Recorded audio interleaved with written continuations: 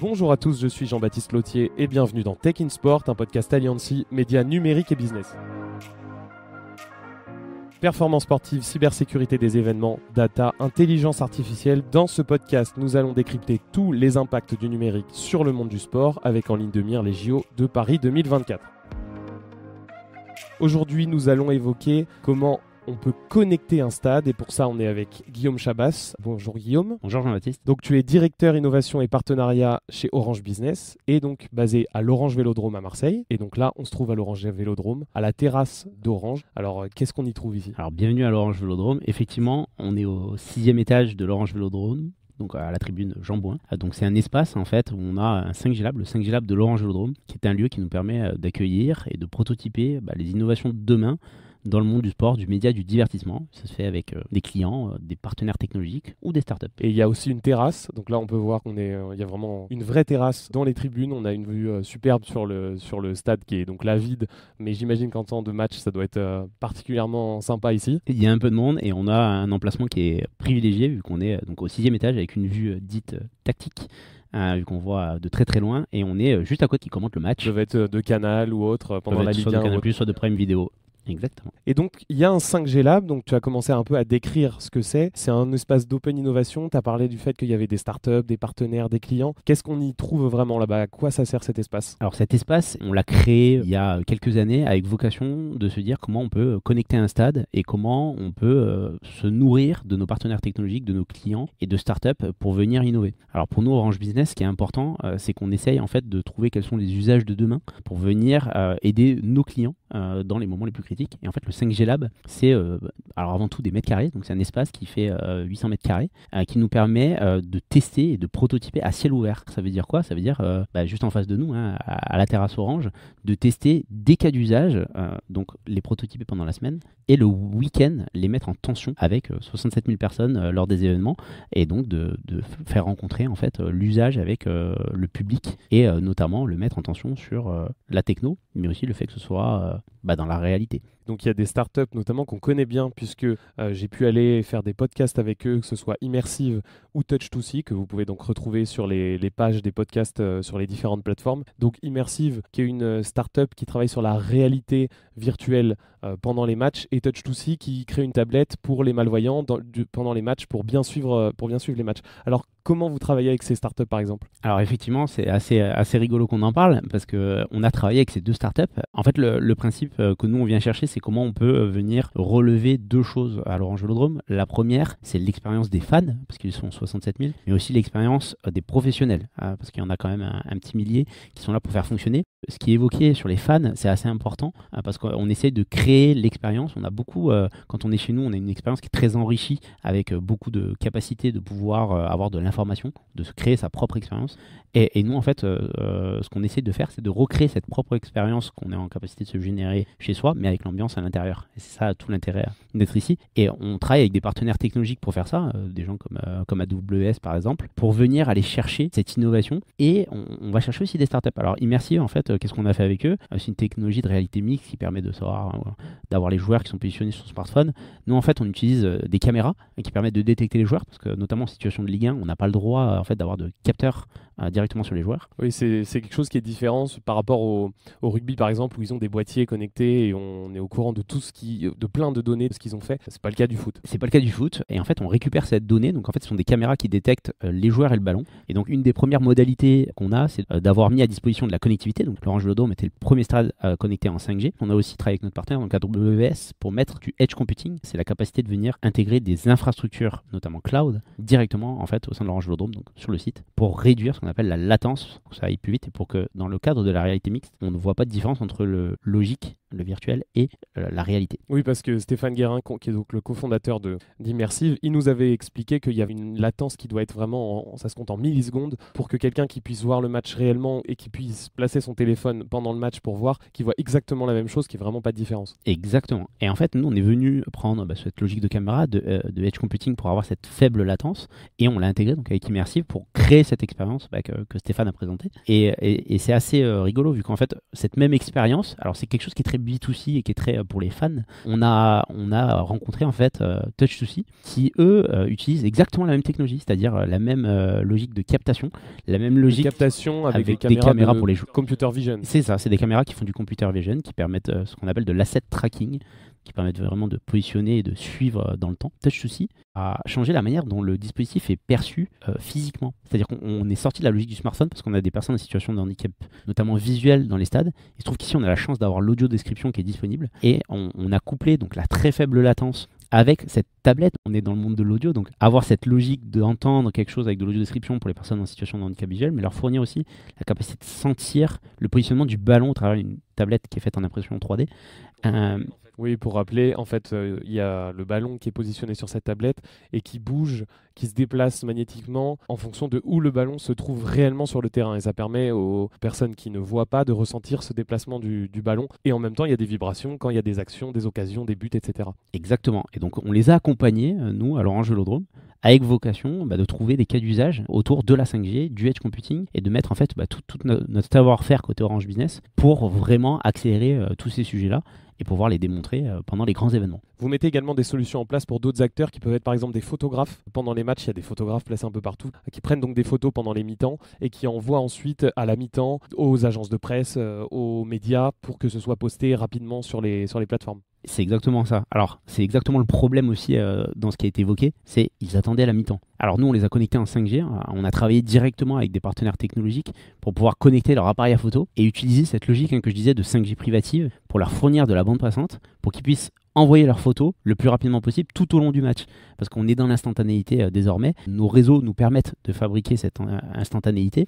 Mais au-delà de ça, parce que c'est important pour nous de se dire, on fabrique des réseaux, mais on fabrique aussi, on intègre surtout des fonctionnalités de cloud et notamment d'intelligence artificielle, avec d'intelligence artificielle générative. Mais sur l'intelligence artificielle, en fait, on a connecté ces appareils photo avec une solution dans le cloud, avec un partenaire qui s'appelle Moment Lab, qui nous permet en fait de reconnaître les visages des joueurs, les logos des marques et éventuellement ce qu'on appelle des patterns spécifiques, donc des chaussures par exemple. On a travaillé avec un autre partenaire sur ce sujet-là, qui nous permet de dire pour un créateur de contenu ou une agence de presse, je veux tel joueur avec telle marque, avec tel type de chaussures avec un ballon quand je tire par exemple. Donc c'est pour nous l'opportunité d'offrir de la métadonnée pour que ce soit rangé automatiquement et que les agences de presse retrouvent ce qu'elles veulent, que les joueurs retrouvent ce qu'ils veulent. Et donc on extrait de la donnée de la photo. Exactement. Et en fait, cette métadonnée, elle est aussi importante que le fait d'avoir uploadé la photo. Parce que juste uploader la photo, on fait une partie du chemin vu qu'on va plus vite. Mais pour nous, c'était pas assez. Pour nous, c'était important d'aller chercher en fait cette logique aussi d'intelligence artificielle que nous demandent beaucoup nos clients. Et c'est de là qu'on a travaillé et qu'on a sourcé cette startup Moment Lab qui nous a permis d'aller plus vite sur l'intelligence artificielle et d'aller vraiment rendre un service qui est totalement différent aujourd'hui. Et pour aussi mieux connaître les habitudes des spectateurs dans le stade, vous utilisez aussi les bornes Wi-Fi que vous avez mis en place. Effectivement. Alors, avant d'être un stade 5G, c'était un stade connecté et on y a mis, alors ça peut paraître beaucoup quand je vais donner les chiffres, mais 1100 bornes Wi-Fi, ce qui fait un des stades les plus connectés en Europe sur la partie Wi-Fi. Elles sont venues renforcer notre réseau 4G, parce qu'à l'époque, en 2016, il n'y avait pas de 5G encore. Parce que Orange est partenaire du Vélodrome depuis 2016. Exactement, on est devenu partenaire depuis 2016. Avant, il n'y avait pas de naming en fait sur le Vélodrome, c'était le stade Vélodrome tout court. C'était le nouveau stade Vélodrome, exactement, c'est devenu l'Orange Vélodrome, et donc on a voulu le connecter à notre image. Et en fait, à l'époque, il n'y avait pas de 4G, on l'a connecté en 5G.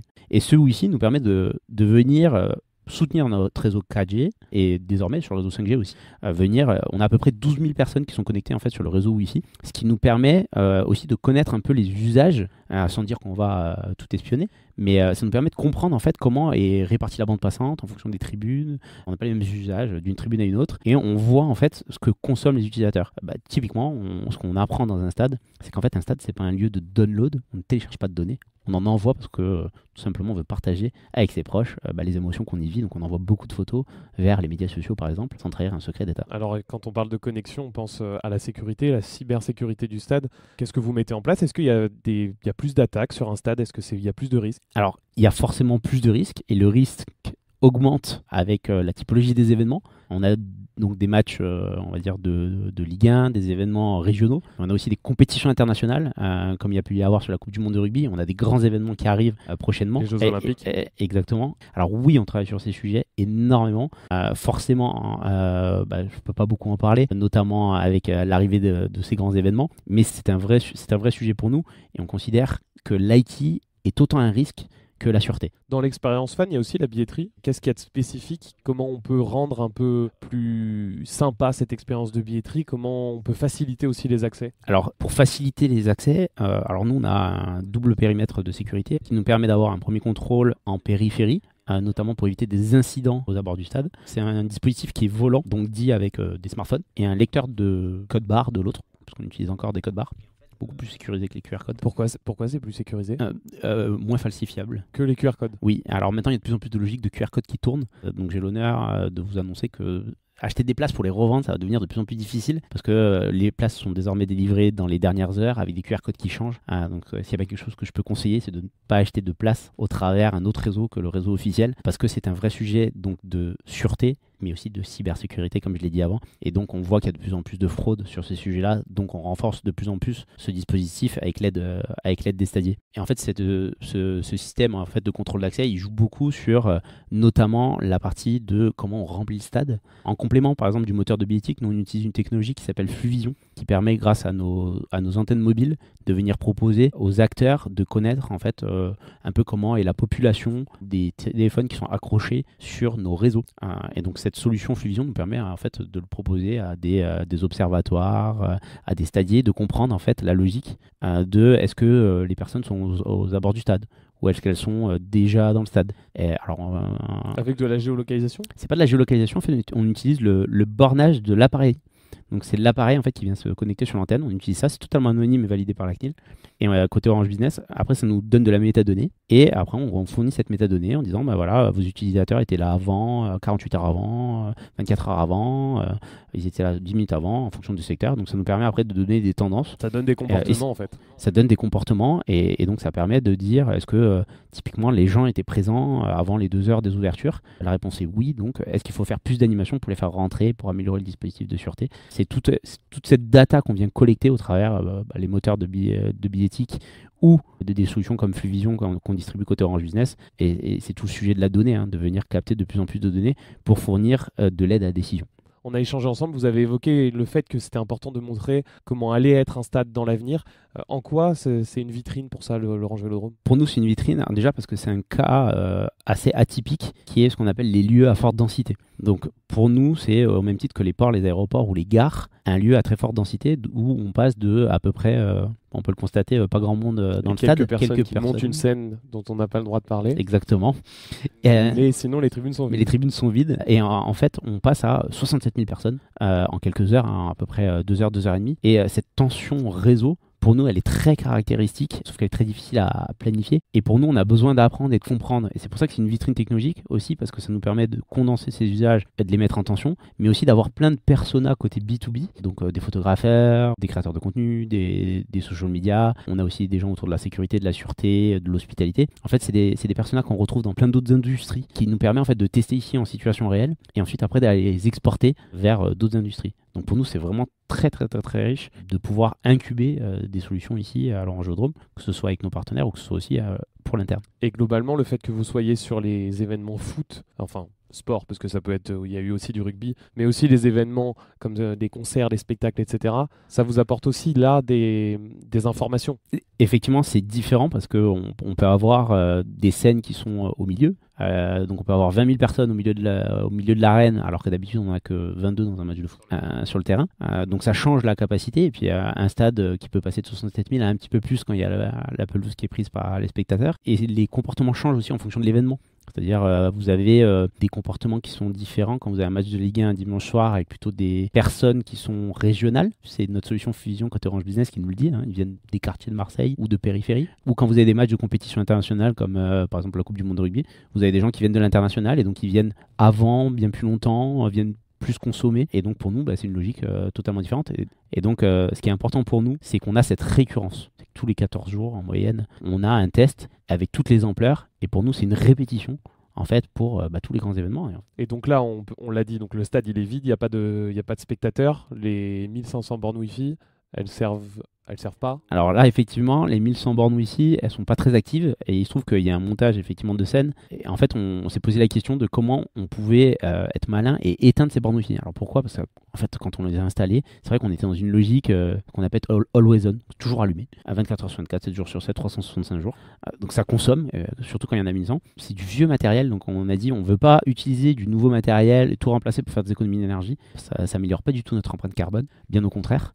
Donc on a travaillé plutôt sur du code pour aller chercher en fait des données directement dans les infrastructures réseau, et on a la capacité en fait déjà la première d'avoir des dashboards qui nous permettent de faire le monitoring, donc superviser en fait la consommation énergétique de toutes les bornes Wi-Fi, et aussi la capacité en fait de les éteindre en fonction de l'activité du stade, donc c'est-à-dire couper 3 tribunes, allumer les 4, et donc on est capable de gérer aussi cette complexité, et c'est ça la logique, hein, parce que de loin ça peut paraître très très simple de dire ils ont éteint le Wi-Fi en fait.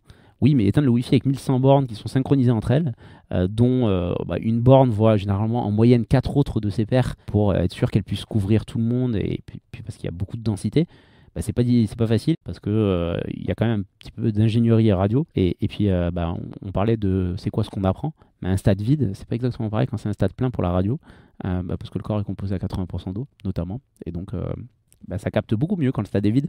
Donc quand il est plein, ça capte un peu moins bien. On s'est rendu compte quand on a mis les premiers tests et qu'on a dit c'est bizarre, ça marche pas aussi bien que ce qu'on avait prévu. Et il a fallu investiguer, on s'est dit en fait c'est juste qu'on a une rangée de personnes, et après c'est de la physique à la fin.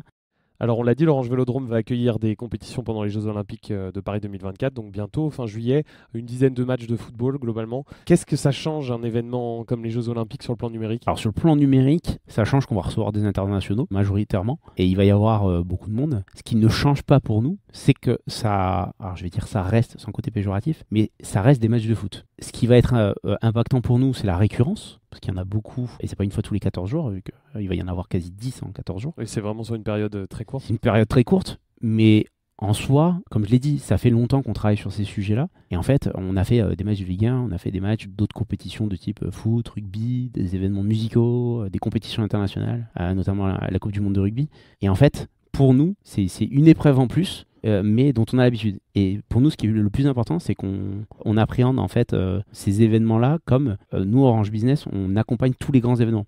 Et des événements, il y en a partout en France, et on les accompagne tous avec cette logique vraiment de fournir le meilleur de la connectivité, le meilleur des briques de service.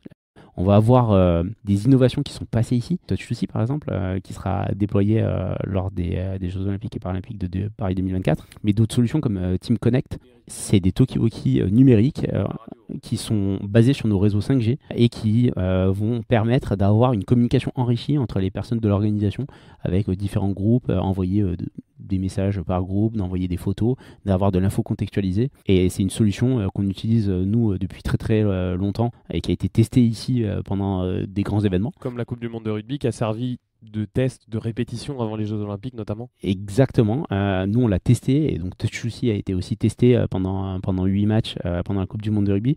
Et donc, c'est quelque chose qui, pour nous, est assez naturel. Et donc, on a souvent ce travail d'envisager les futures compétitions avec pour objectif d'être sur quelque chose qu'on n'a pas testé 3 jours avant, mais qu'on a testé des années avant, vu que les Coupes du Monde de rugby notamment étaient l'année dernière. Donc là, on va se projeter dans le futur. Comment peut évoluer la situation d'un stade connecté? Sur quoi on peut avancer? Quelles nouvelles technologies on pourra y trouver dans quelques années? Il y a notamment l'évolution de la 5e tribune. Alors, en fait, dans le stade, il y a 4 tribunes. Et donc, la 5e tribune, c'est la tribune virtuelle qui est en dehors du stade. Effectivement, on a cette logique aussi de 5e tribune.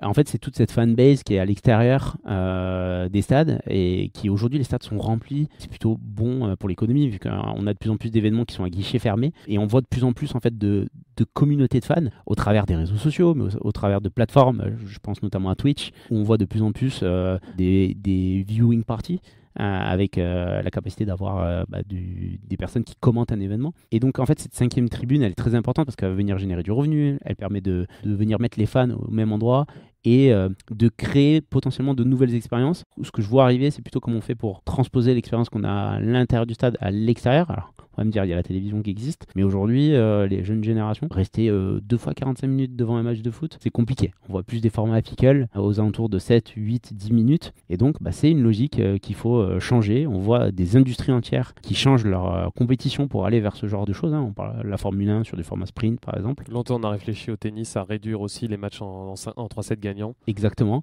Parce que la société... ça n'a pas encore été... C'est pas encore passé dans l'étendue du Grand Chelem. C'est pas encore passé, mais c'est quelque chose qu'on voit de plus en plus arriver. Et donc, c'est un challenge pour les entités sportives, les clubs, les ligues, de repenser la manière en fait d'aller vers ces sujets-là. Et puis peut-être dans le futur, on parle de nouveaux usages. Alors forcément, je ne vais pas passer au travers l'IA générative. On utilise déjà de l'IA. L'IA classique ? De l'IA, oui, de l'IA classique. En tout cas, pas générative au sens où tout le monde l'imagine. Oui. Sur les panneaux publicitaires, on a différents panneaux publicitaires en fonction des pays. Donc vous avez un panneau publicitaire qui est le même pour tout le monde qui sont dans le stade. Mais par contre, à la télé, vous avez X versions qui sont totalement différentes, qui sont en fonction des pays. Parce qu'il y a des pays où parfois vous n'avez pas le droit de parler de cigarettes, par exemple. Alors, c'est-à-dire, quand on regarde le match de foot, les panneaux LED qui sont derrière. Il y a des panneaux tout le long, au pied des tribunes, tout en face, tout le long du terrain. Et exactement. Donc, ce qu'on voit à la télé, c'est pas forcément ce qu'il y a en réel. Exactement. Et ça peut être différent quand vous regardez le match en Afrique, à Dubaï ou en France. D'accord. Donc c'est personnalisé. Jusqu'à X overlay. Alors personnalisé, c'est l'industrie tend vers dire, vu que je connais l'utilisateur, je peux lui mettre la pub, un peu comme un cookie. On n'est pas encore là, mais on voit en fait cette expérience qui arrive de plus en plus. Enfin, quand je dis personnalisé, c'est au moins personnalisé à chaque pays. Personnalisé, exactement, à chaque pays. Et aujourd'hui, on est à cette étape-là. Et les industries, ça fonctionne bien parce qu'en fait, vous revendez plusieurs fois le même espace publicitaire qui lui est... Et donc ça, c'est l'IA générative qui permet de créer virtuellement des différentes publicités à la télé. Pour l'instant, non, c'est pas l'IA générative, c'est de l'IA classique, c'est même de l'overlay en fonction des pays, ainsi de suite.